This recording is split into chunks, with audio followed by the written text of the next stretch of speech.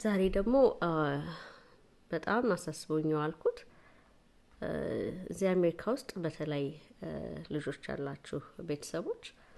ከ19 ዓመት እስከ 26 ዓመት ያሉ ልጆች በጣም ዲፕሬሽን ያጠቃቸዋል አሉና ምን አጥፍተን ነው ይሆን እንደዚህ ዲፕሬሽን ውስጥ የሚገቡብን ብዬ እያየሁኝ ምን አየሁኝ አንድ ሰው ሲያወራ በእኛ ጊዜ ከጎረቤታችን ጋር ኮምፒት የምናደርገው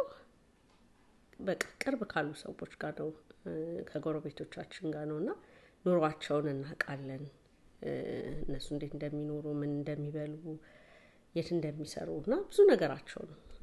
ደስታቸውንም ሀዘናቸውንም እናውቃለን ህይወታቸውን ማክሲመም እኛ የሌለን ቢኖራቸው አንድ አካባቢ ላይ ስለምንኖር ወይ የሚያምር ቤት ወይ የሚያምር መኪና ነውና ወይ ልብስ እና ስናድግ እቺ ነው እናገኛለን ብለው የሚመኙት ማለት ነው።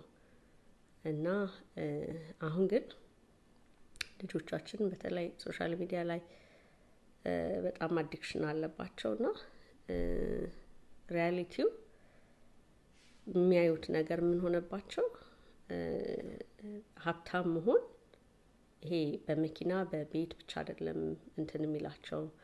እና እንደ ኮምፒት የሚያደርጉት ከበጣም ከትላልቅ ኢንፍሉዌንሰሮች ጋር ነው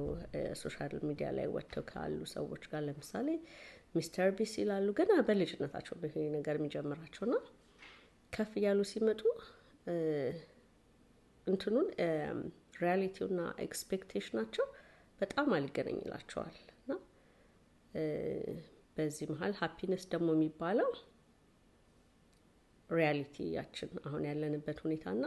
ኤክስፔክት የምናደርገው አለ እንደዚህ ቢሆንና በሱ መሃል ያለው ክፍተት ነውና በጣም ጋፑ ከሰፋ